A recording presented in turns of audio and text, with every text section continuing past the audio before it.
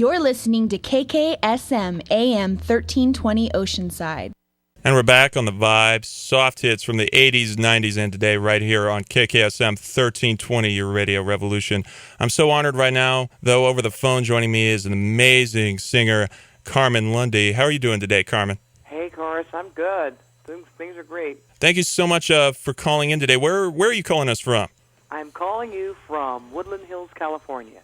Oh, wow, not too far away then from beautiful San Diego. That's right. Now, you just dropped your new album, Soul to Soul, and you sent it to me, and I listened to it, and I just love that album. It is so good. Tell me about that project.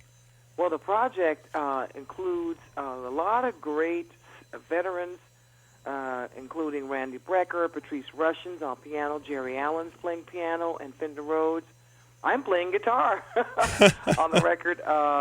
Jameson Ross, a newcomer who's got his first record coming out in April of next year, is on drums. Daryl Hall, who's American, but he lives in Paris, and he's American in Paris, and we flew him in to Southern California to make the record with us. He's an incredible bassist. He plays acoustic bass as well as electric bass based on the entire record. Mayra Casales, originally from Havana, Cuba. She's on percussion. I play a little percussion, too. I'm also playing a lot of piano on the record. It's all original music, with the exception of 2 songs. And let's see, I'm forgetting some. Benny Maupin is on tenor saxophone. It's great. It's like one of these kind of records that you try to do every time you make a record, but sometimes you get it right. And this is one of them, Soul to Soul. I mean, it really brings me back to that classic soul sound from many decades ago, just that comforting music. Oh, wow. That's cool. It's really great, and you're very versatile, as you mentioned. You play piano, guitar, percussion, and, of course, you sing so wonderfully. I sing those right. That's true, I sing. So what made you want to be so versatile? When did you start, branching out to so many different aspects of music? That's funny. I think, that's a great question. Nobody's asked me that. So I think what happens is, when I started writing, when I started exploring the idea of being a composer, having piano as my first instrument, I think I got to a point where after, if you look back, we're starting to talk like late 70s, all through the 80s, into the 90s, the advent of a lot of electronics began to enter the music. So it started with kind of like the Fender Rhodes piano, and then it went into a lot of synthesizers in the 80s, and then in the late 80s came all the drum programming. And then you got all these different options with synthesizers in the 90s. So it just kept evolving that aspect of non-acoustic sounds that ultimately became sounds that were plugins in computer programs. So I think what happened to me is that because my roots, so to speak, are from a point in time where electronics weren't really a part of the sound of the music, and that we were tracking live when we made records, and then we started doing the multi-tracking so we could overdub. So I think what happened to me as a composer is that I wanted to try and maintain the truth of as many actual acoustic sounds, natural instruments as I could. So the more I recorded, the more I kind of went from recording to cassette players, to ADAT players, to DAT machines, to, computers.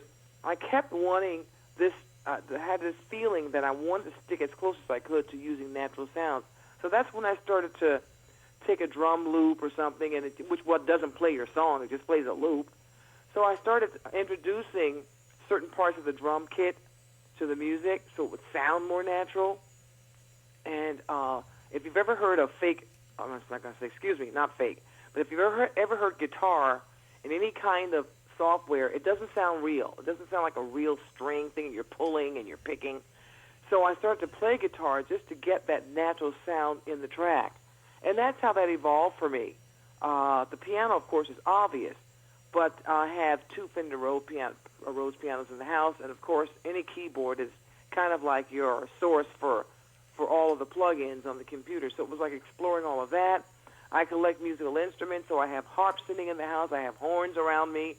I have all kinds of string instruments. So there was this constant reminder in my space to utilize, however I could, the natural sound. That's why you have a harpist on the record. I mean, I actually used a harp program, but I asked Carol Robbins great harpists to come in and be with us in the tracks and just play a beautiful harp. So what you get from the end of this record is all these amazing musicians who actually play these actual instruments, you know? So that's what you're getting a lot of the time on Soul to Soul. I mean, there's nothing better than, real musicians making real music like you do on this record, because so many times now with like the modern pop music, so much stuff is just fake and kind of cheating in a way off a computer. However you can get to your thing, I'm not going to knock it, but for me, I happen to have such a wealth of access to so many great artists because my career now is going late into its third or fourth, decade. So, you come to know great people in the journey. And I spent many years in New York City before moving to Southern California. I'm originally from Miami, Florida, where I studied jazz as my major. I started in the classical end of the music as my freshman year, and then I discovered this whole jazz thing, so I changed my major. And a lot of my classmates have gone on to be some of the most recognizable artists right now in the music industry. Forget if it's pop or jazz or whatever. I mean, some of the people I went to school with are doing really well, including Matheny and, Hornsby and Bobby Watson and so many others. Wow, great artists. These are my classmates. We were all kind of in that whole discovery anyway because we were in our, still in school. But I think maybe that had some influence on me, too, as a writer, because all my classmates were writing their own stuff. And I was like, well, let me see how you do that. What is that like? So I think for me, when I got into doing a lot of standards and coming up with arrangements of songs that were originally done by Sarah Vaughan and Billie Holiday and Betty Carter, and, wow. I was like, okay, how do I make this my own?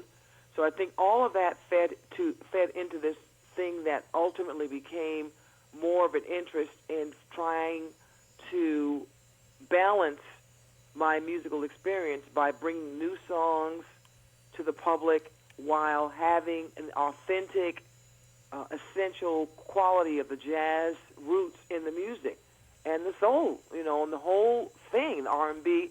And people forget the blues, and I don't know why, but I think that that's such an integral part of all the music we love and listen to on a daily basis. So I wanted to incorporate all those elements in this new project. So describe to us your writing process. What goes into a Carmen Lundy song? Well, I've been discovering, I'm fascinated by the guitar because of its complex simplicity. And that's the only way I can put it. But it's fascinating to me. And I also found that the nylon strings gave a certain quality to just being able to come to a place musically where I didn't have to plug in or something just to play the music. So I think the guitar really affected me and the piano. But I think what happens for me is I practice a lot, and I think that most of us who really pursue the craft over a lifetime, you have to you got to admit it, you got to face it, you need to practice. So I think when I practice, that kind of triggers a lot of ideas. Listening to other artists performing live is a huge influence on and impacts me in a way. To experience music live, I think we don't place enough value on that. We have the beauty of being in our cars and drive time and stuck in traffic, and we can turn on the radio and groove with our favorite artists. But it's also important to remember how rewarding it is to just take yourself to a concert every now and again and just be a part of music when it's happening in the moment. So I think in the moment, live music has had an impact on me in the last 10 years of my development as an artist because I feel and get a sense of what it takes to even just be able to render a really great performance.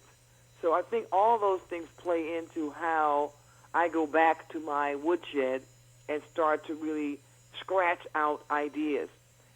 Sometimes it's what people say. Sometimes it's the things that are happening in our world that makes me a little bit more politically conscious than I would be ordinarily, because after all, things are changing, every day.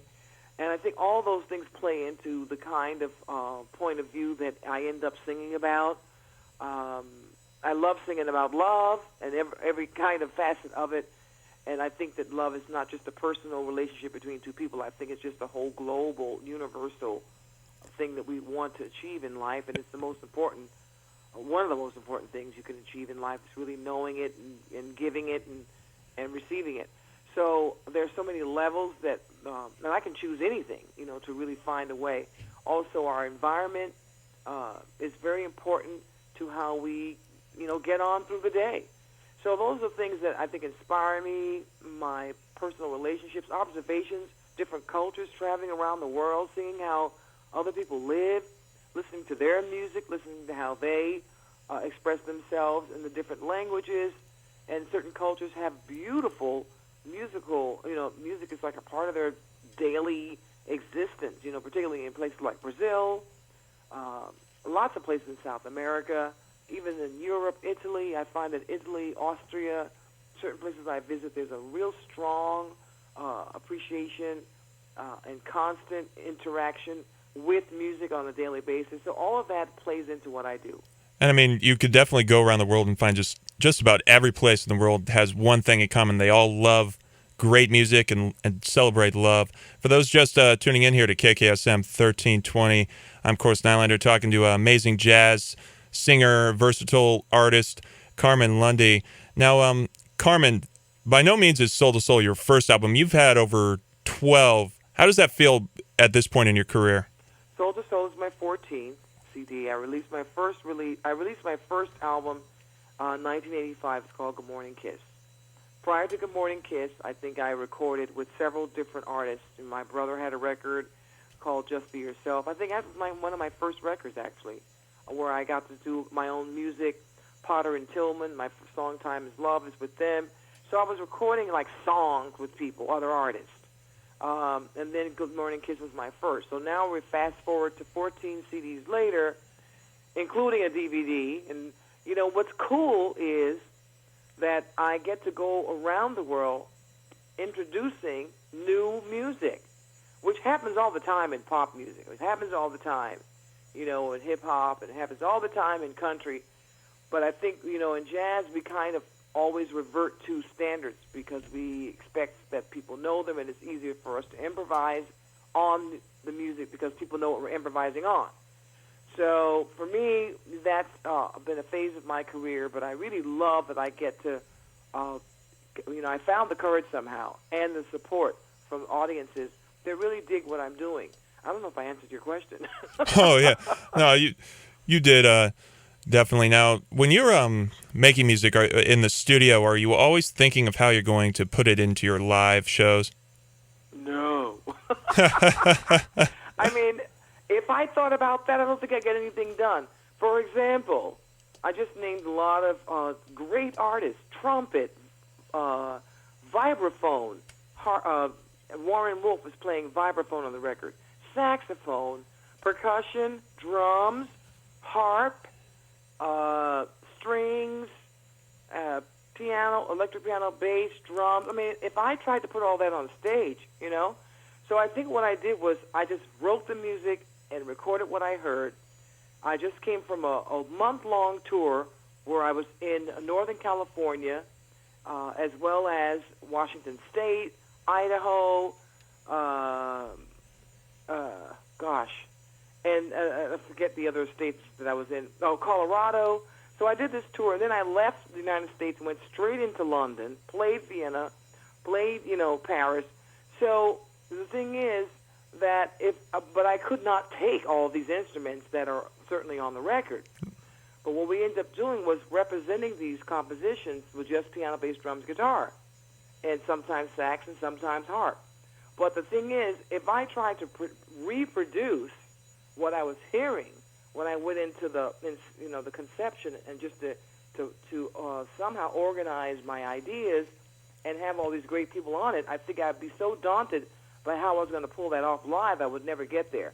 So rather than stress myself out about, oh my, how am I going to travel with all these people, I just thought, okay, let's do what I hear and let's get this part done and worry about the rest later.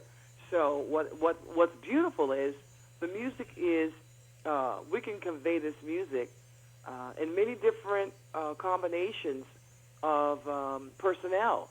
So I'm going into New York next month. I'll be playing at the Jazz Standard in New York, December 4, 5, 6, and 7. And I will be including the vibraphone when I play in Baltimore right after that. So when I'm in New York, I'll have piano, bass, drums, and guitar. When I go to Baltimore, I'll have piano, bass, drums, and vibes, you see? So I try to keep as many of the sounds that are in Soul to Soul in a live performance wherever I can. But to try to get all those people on the same stage at the same time is going to take a wonderful opportunity that I look forward to doing somewhere in concert in 2015. It definitely would be a logistical nightmare. It's a nightmare, but then you wake up and it's a dream come true. Oh, yeah, I could definitely understand that. I mean, it sounds so great on the album. You put all those different kinds of musical elements together. Really does a wonderful job. Now, let's go back in time a little bit to when you first started music. What made you passionate about music? I don't know what made me passionate about music. It could be observing the effect that the sound of music has on the human experience. My mother was a great singer. Her sister was a great pianist. I spent many of my young years, I spent 4 or 5 days at church. But the fun part of being at church was the music for me. I admit it. It was the music. So I think that because it was in my family life, it was a way of life, had a profound impact. I think there was also that music was in the schools. I remember being in first grade and having music lessons for an hour. And my first teacher was Mrs. Nyberg, and she was East Indian, and she had this long, beautiful braid, and she wore saris to school every day. And, music was in the schools, so I didn't, I had an elective. I could choose to be in the chorus. So when I got into my middle school years, I joined the chorus. And, and I was an alto, so that meant that I had to kind of like know the other note besides the melody. And that was fun. It was like a fun way to apply certain things that I was already learning when I was taking piano as a 6-year-old, 7-year-old kid. And it kind of translated so I could sing something and understand where the note was. And it was because I had a basic understanding from the time I was 5 or 6 as a first grader in school. So I think that as I progressed and grew up, when I began to experience, all the great music of, I grew up in the 60s and 70s. So, to experience the music of the Beatles and, Joplin and Hendrix and Aretha Franklin and James Brown, that was what was happening then. And this was real sound. This was, nobody knew what a synthesizer was because it didn't exist then. So, and if it did, nobody was using it in the music. So I think that because there were so many powerful influences and television was still a new medium, and when television variety shows would present all these amazing artists and you saw what they were doing, all of this fed into my interest to pursue this. So I think I was already 16 or 17. I think I was 16 years old when I got a chance, my first professional gig. I was 16 years old. I was still in high school, and I made my first record when I was 16 years old. Oh, wow. And I was singing a duo. It was a duet where I played piano and sang with the other vocalists. And we got jobs in my town, which is Miami, Florida, singing in all the high school proms and things like that. And when I entered college, I put a band together with David Roystein, and we started playing all the clubs.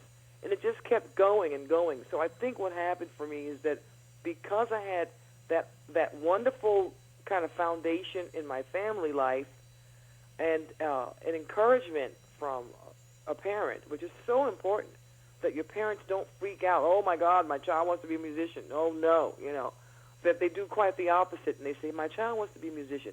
I'm going to support my child in their dream. And that's what I got from my mother.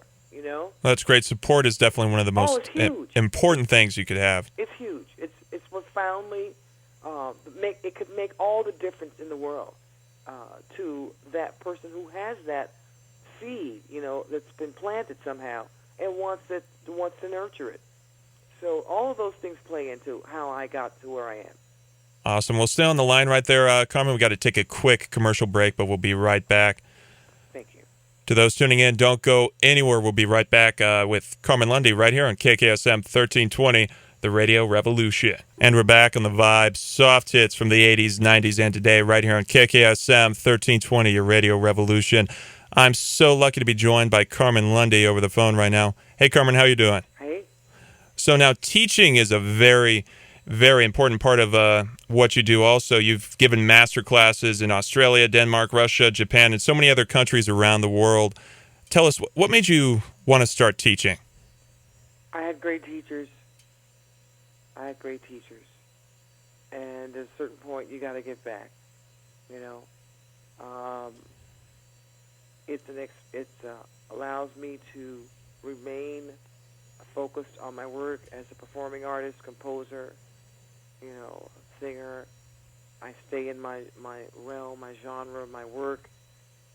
The teaching becomes an extension of what I do, and the other reason is because I learn so much from those who I teach. I get to discover, when you teach, you're always in a position to recognize the next potential great person, the next potentially great artist, and you can facilitate that potential by assisting that person in realizing their own destiny. So teaching is rewarding, and I think that we could, as a society, benefit from placing a great deal more value on those people who do teach, because after all of us got here by having some support system that provided education, quality education that helped us to become who we are. I believe in that. And that goes back to what we were talking about before the break with, support being everything, and which has helped you get to where you are today. Oh, I don't know. I mean, how can you do this without... I never come to the stage by myself, Be lonely up there. So there's always going to be some support. Somebody's supporting me. You can't go through this life alone. No way. And, how do you feel about, so many schools nowadays? It seems like they put, musical education on the sidelines and just don't support it anymore. Let me just say that through a music education, not that just because there's music education doesn't mean that everybody's going to turn into musicians. But what it does, music is science. Music is math. Music is physics, okay? Music teaches a child discipline early in life. There are so many things that the arts and music do to produce. It also affects the way the society and the culture evolves. So without it, when you take music out of a learning environment in the interest of whatever it is, saving money, or you think that we need more math, music teaches grammar, for heaven's sake. So I think that we've lost sight of the fact that these integral, non-tangible aspects of something called music affect the way the culture ultimately evolves or devolves. So we're at a point where I think we're seeing the results over maybe 25, 30 years of what happens to a society when you don't make music an integral part of a curriculum. So we're suffering that. So this conversation wouldn't be happening right now with you and I had someone had the foresight to realize that you're going to get better mathematicians and better scientists and better biologists if you just make that part of a curriculum. But I think I'm walking evidence of that. Yes, I chose music as a profession, but I can see it's allowed me to appreciate so many other things in life that are part of your daily lives that actually I can apply because I did understand music. And maybe that's it. Maybe technology and all the advent of the way we are now adjusting to technology in our daily lives is the reason why we think the jobs are there and all of that's great. And I'm sure they are. But you're sacrificing a lot more than striking a music program from a curriculum when you make that decision to do so. I mean, it would be a very terrible mistake to just completely not have music taught much anymore, because it teaches so many different things, as you mentioned, and I also think it makes people have good souls. You might say it makes people very. I noticed, I'm one myself, but musicians always tend to be some of the nicest people, especially jazz musicians, such as yourself. It teaches empathy, and when you play music, you're always playing it for somebody else. So it's about how you reach and appreciate what an experience is to someone else through the sound of music. So there's a great deal of value in that. And I had this conversation at dinner the other night with a young man who didn't quite understand that a lot of musicians actually choose to dedicate their lives to this by going to universities, becoming members of a undergraduate program. Some of them even go as far as to get their master's degree and doctorate degrees. And we don't want to come into the world and have to compete with somebody who completely rejects the whole concept that this has value. I mean, we're spending hundreds of thousands of dollars getting hopefully rewarding and fulfilling educations here, and then to have to face an audience that doesn't appreciate that makes no sense. So, and you can look in every corner of the globe, any university, anywhere on the planet has a music program, some kind of music program. So if it's not valuable, then why even have it in the higher learning? You got to start somewhere. So we start somewhere by making sure that our young people are introduced to the science of music as well as the business of music early on in life. So we make clearer choices and we have a little bit more empathy for our fellow man. And music will do that for you. And it's definitely a very important thing going forward in the future. And what do you see as the future of jazz music? Well, I think that the future of jazz music depends a lot on people listening to music away from their computers, because the speakers on computers are terrible.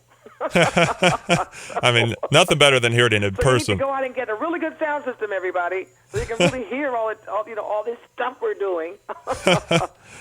I think that it's that for me. I think it's become almost like a novelty when someone wants like a romantic dinner or something.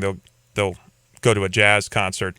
But I mean, jazz is the kind of thing that when you go to a jazz concert for romantic dinner, listen to the music and then talk during the break to each other.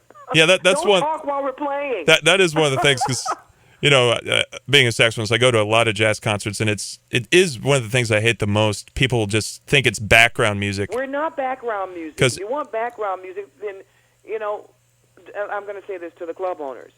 Don't bring people into your club for background music. Make sure the audience knows that we're there to actually enhance the quality of their gastronomy. Gastronomy, you know what I'm talking about, right? Yeah. The art of good eating. Yeah. If you're going to sit there and enjoy a great meal, then understand that the music is part of that. It's adding to that great meal. It's part of the experience. Some sideshow. And it's not really. I know Shirley Horn, great pianist and vocalist. I used to see her playing at the Cinegrill a lot, and I've seen her on concert stages around the world. Shirley Horn would ask that if she's in a supper club, that people are fed prior to her show. So when she comes on and she performs, everybody's already enjoyed their meal. Makes sense to me. Yeah, definitely. I mean, it's so rude to talk when, an artist, which music artists are, I consider them very good artists. It's rude to talk during their craft. Well, I support and appreciate and acknowledge those entrepreneurs who create these playing situations for us, that we allow us to go in and develop our craft in front of people, which really matters. I really applaud all of those people who give us an opportunity and give us the sound stages and the opportunities to really, perform at our highest level. That being said, the audience needs to be a little bit more cognizant of the fact that this is no joke what we're doing. And it's not anybody can just jump up there on stage. I mean, if you want to, I'm sorry, the karaoke thing is a whole other game, okay? But we do this for a living. We aspire to great things, and with your support, you can actually follow us and watch us achieve that greatness. I mean, it takes so many years of, between getting the instrument and or singing and learning it and becoming a professional. It takes so many years of your life, and you put everything into it. So it's rude when people just kind of act like it's just background music. Yeah, and one other thing that I'm reminded of, I saw a story last night. This guy was being nailed to the wall, Spotify, for paying artists little or nothing for their, for all the thousands of dollars and hours it takes to just be able to produce any kind of quality sound anywhere. And I would just say that, just understand when you download the music, when you burn a CD rather than purchase it, you're kind of diminishing the whole value of everything, that it takes for these artists to be able to create this music that you enjoy. So, I'm asking the listeners to better appreciate what's really involved in our being able to write and perform and record beautiful music for you, and not to be so quick to diminish its value because you want access to it in the way that is the least amount of money that you have to pay to hear that. This is counterproductive to the whole experience of what it takes to really do what we do at a high level. And for those just tuning in here to KKSM 1320, I'm, of course, Nylander, talking with amazing jazz vocalist Carmen Lundy. Now, Carmen, how do you feel going in the future? I mean, with like iTunes and so many new digital ways of getting music and so many people able to get music for free, what do you feel is the solution for that going into the future? Well, I have my last CD, Changes, is on vinyl. Soul to Soul is coming out on vinyl early next year. And you can't steal vinyl. I don't know. I don't have the answer. God, I wish I did.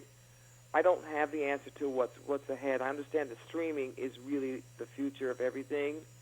But I think that Congress, because they're dragging their feet, and I'm not going to get into that, but we don't have laws that are protecting the product.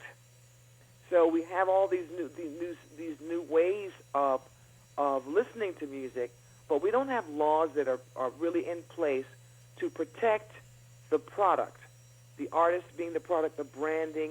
We don't have the laws. So as long as there aren't any laws to really make sure that people are going to recognize and be held accountable for the choices they make and the ways they are capitalizing on our art and craft and talent, then we're going to have a little bit more of a challenge before we see a change with of the general public being able to absolutely return to appreciating our role in the whole scheme of things.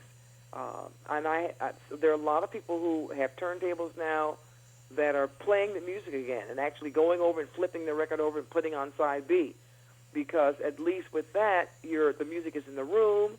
It's shared with people in your space. It's not just on your headphones and in your comfortable space that's all yours.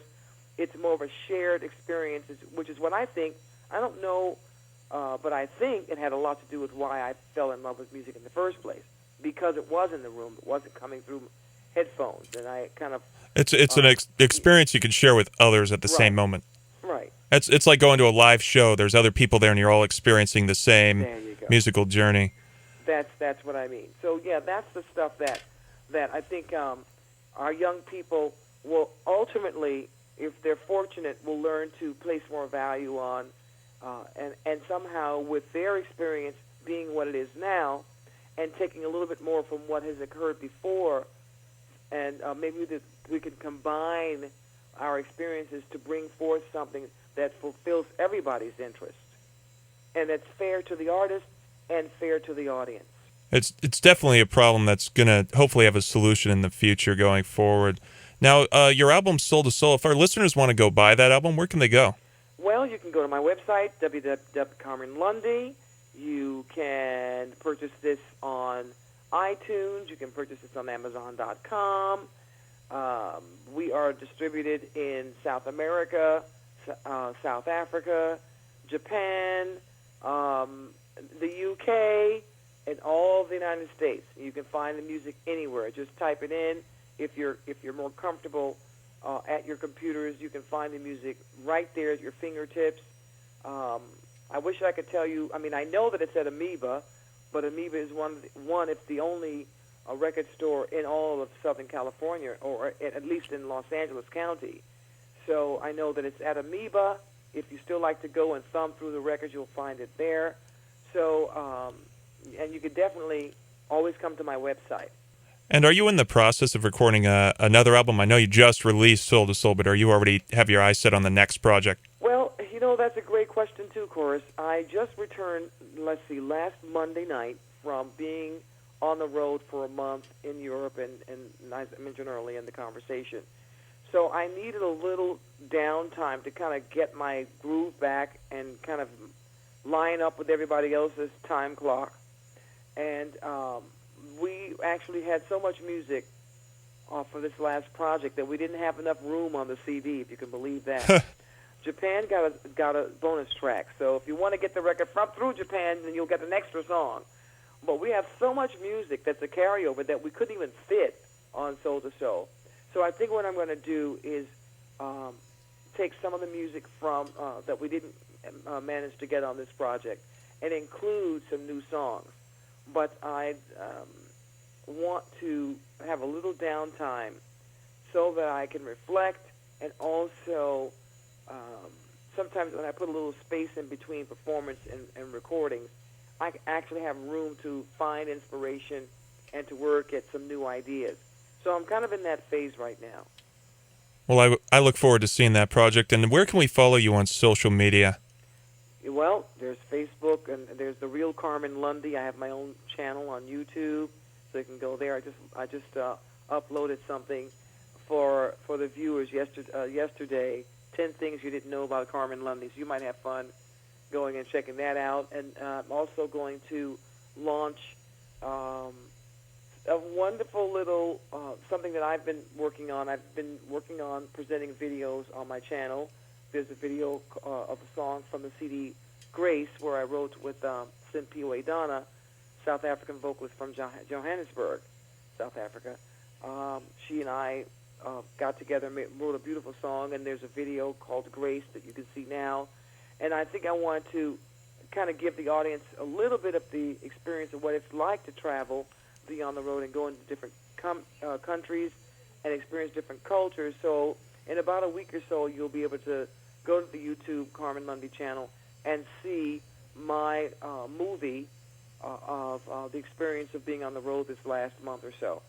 So so you can do, you can find me. I'm just there. All the social media outlets, I'm there. You can find me. Well, thank you so much, Carmen, for coming on the show. Is there anything else you'd like our listeners to know before you go? That I love you guys, and that I so appreciate you for your support. And I just look forward to. I've never performed in San Diego. Oh, we'll definitely have to get you down here. Yeah, so I look forward to meeting you and having a chance to chat face to face. I can't wait. I'm going to make sure to do everything I can to make sure that happens, because I definitely want to see Carmen Lundy down here in San Diego. Okay, and I look forward to meeting you then, too. Be my pleasure, Carmen. Thank you so much for calling in, and to our listeners out there, I hope you enjoyed my interview with Carmen Lundy. Here's a great song by her featuring Patrice Rushen. It's Life is a Song in Me, right here on KKSM 1320, your radio revolution. So long.